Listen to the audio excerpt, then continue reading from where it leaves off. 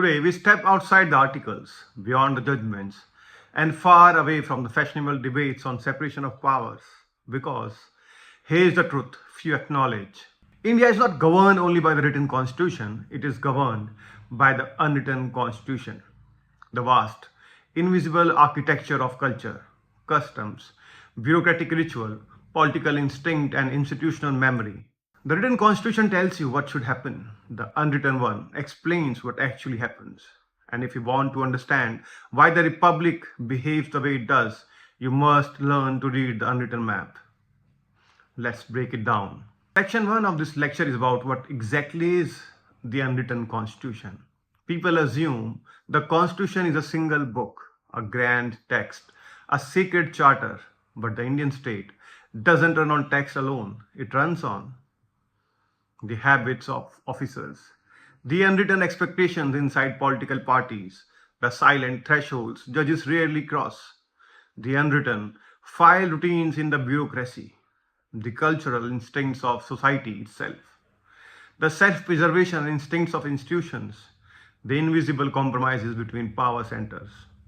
This is the real constitution, the one everyone follows but nobody admits it exists. Think of it as the republic's operating culture. The text gives the hardware, the unwritten rules give the software. Section 2 of this lecture deals with what culture really does to power. Here's the part most analysts avoid. Institutions don't act based on law, they act based on culture. Take the bureaucracy. Every officer enters the service with the same rule book. But within weeks, they discover the true rules. Don't disturb long-standing internal arrangement. Don't embarrass seniors publicly. Don't move files faster than the ecosystem can absorb. Don't create a shock unless someone higher up wants the shock. Don't override written, unwritten precedents. None of this is written anywhere, yet it governs how the country is administered. Politicians say they hold power, but the political class can only move as fast as the administrative culture allows. I'll give you a simple example. A reform might be fully constitutional, fully legal, and fully intended by the political leadership. But if the bureaucratic culture sees it as destabilizing, it will die slowly, file by file, query by query, delay by delay. This is why some governments run smoothly and others drown in inertia. It's not ideology, it's culture. Section 3 of this lecture deals with the judiciary's culture of restraint, activism, and memory. Now let's step into the judiciary, the most misunderstood institution in India. Law students think judges follow precedent. Advocates think judges follow argument. Politicians think judges follow ideology. The truth is simpler and far more complex. Judges follow judicial culture, the inherited reflexes of what the court should or should not do.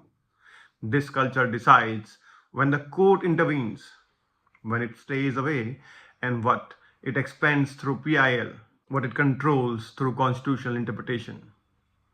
Which matters get the priority when judicial silence becomes the judgment. No article of the Constitution dictates these things. They emerge from the institutional instinct, decades of internal memory, insecurity, pride, prestige, and rhythm. And that rhythm shapes the nation's political timeline for more than people realize. Section 4 deals with political parties and their parallel constitution. Now look at the political parties. To understand them, you must forget everything you know about democratic theory. Parties in India don't run on ideology. They run on loyalty networks, access hierarchies, internal veto groups, caste coalitions, financial ecosystems, persuasion channels, crisis response rituals.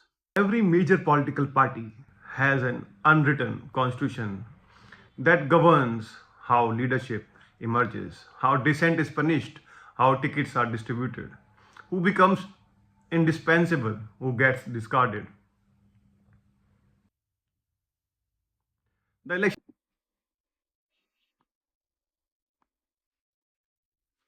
election commission doesn't control this. The courts don't control this. The constitution doesn't control this.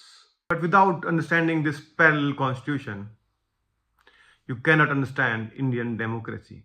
Section 5 deals with how the unwritten constitution overrules the unwritten one. Here's an uncomfortable truth again. The written constitution gives power. The unwritten constitution decides how much of that power is actually usable.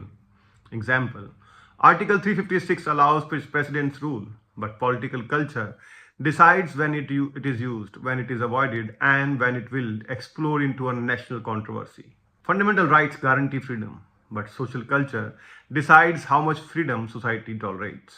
The Constitution gives the bureaucracy vast executive authority. Bureaucratic culture decides whether that authority moves or freezes. See the pattern. The text is only the skeleton, the culture is the muscle. Section 6 deals with the culture that made India stable and the culture that holds India back. Let's be honest, not all of the unwritten constitution is unhealthy. Some parts have kept India stable. Bureaucratic caution prevented abrupt policy shocks. Judicial restraint prevented escalation of political conflicts. Social hierarchies, however unfair, kept communities predictable. Political centralization created strong national cohesion. But every strength has a shadow. Bureaucratic caution becomes apathy. Judicial restraint becomes delay. Social structure becomes rigidity. Centralization becomes intolerance of dissent. Party loyalty becomes dependency. Institutional memory becomes institutional stagnation. The system protects itself from the chaos but also from progress. Section 7 deals with how to read power in India and why most people fail. Here's the key insight. Never evaluate an institutional action only through the written constitution. Always trace it through the unwritten one. Ask, what cultural instinct is being protected? Which informal network benefits? What institutional memory is being triggered? Who stands to gain if the decision is delayed? Which crisis is being managed quietly?